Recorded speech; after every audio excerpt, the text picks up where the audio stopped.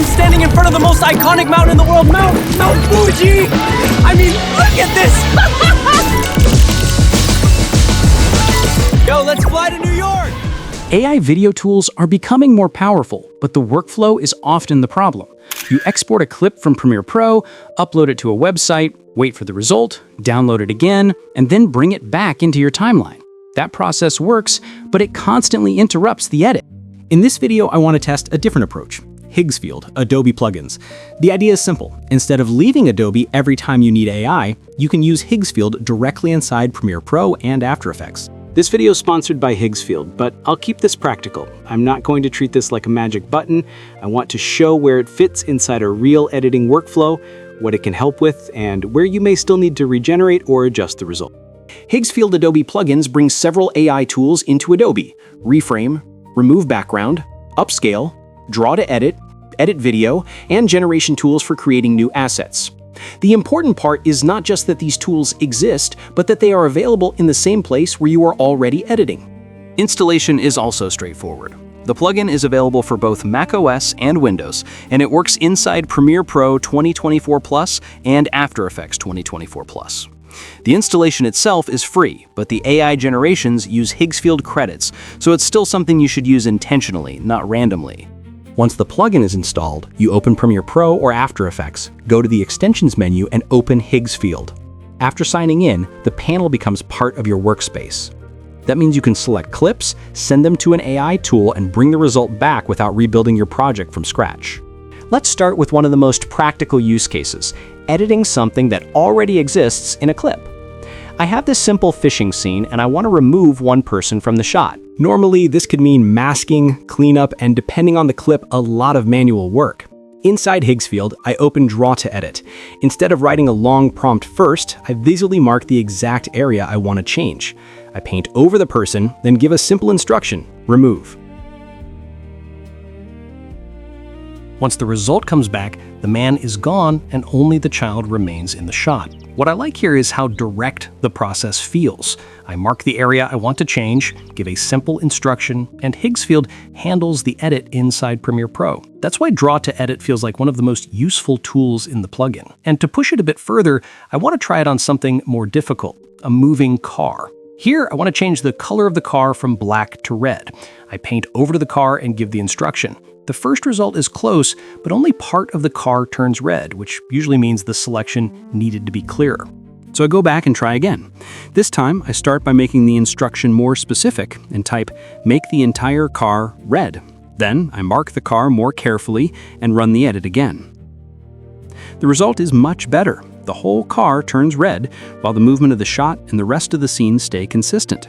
And that's really the point. This isn't just a gimmick. Even on a moving object, the tool can do a very strong job as long as you guide it clearly. If you give it a specific instruction and select the area well, Higgsfield can make changes that would normally take much more manual work. I pushed it a bit further and tried something more creative. With a simple prompt, I added a huge tractor wheel in front of the car. The wheel fell from above, landed in front of the moving car, and then rolled forward. What makes this interesting is that I created that whole change with just one prompt, without building the action manually. Up to this point, most of the edits had been fairly small and controlled. So I wanted to try something more dramatic. In this clip, I took a simple hut and turned it into a palace. That made this a much bigger transformation than the earlier examples, because it changed the whole feeling of the scene, not just one object inside it. I selected the area, described the change, and generated a new version of the shot. For me, this was a useful test because it showed that the plugin was not limited to small corrections. It could also attempt a much larger visual transformation and push the scene in a completely different direction. The lighting, the perspective, and the environment still worked together, so the change felt believable instead of pasted on. For me, this was one of the strongest examples because it showed that the plugin can handle more than small edits. As you can see, this tool is very powerful and can be used in many different ways. From small corrections to much bigger visual changes, it gives you a lot of flexibility inside the editing process. Personally, out of all the tools in the plugin, this is the one that stood out to me the most. But of course, this is not the only one, so let's take a look at some of the other tools as well. Now let's look at Reframe. I have this headphones clip and I want to turn it into a vertical version for Shorts, Reels, or TikTok. So I open Reframe and choose the vertical aspect ratio. At this point, Higgsfield shows that the clip needs to be 15 seconds or shorter.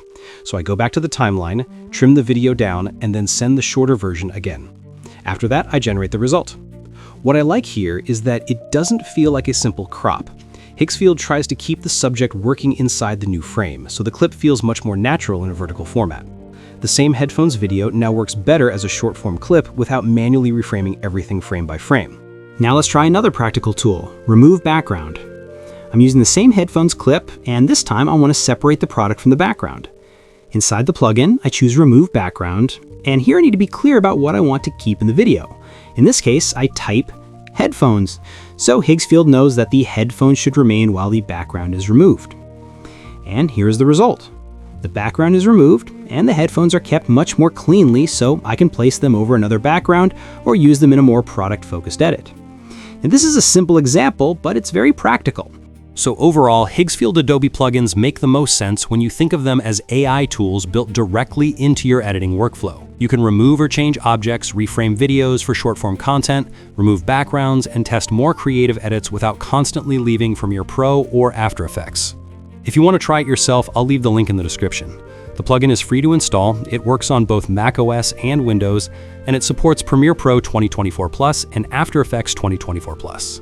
That's it for this video. Thanks for watching. If you found this useful, please like the video and subscribe to the channel. Thanks again, and I'll see you in the next video.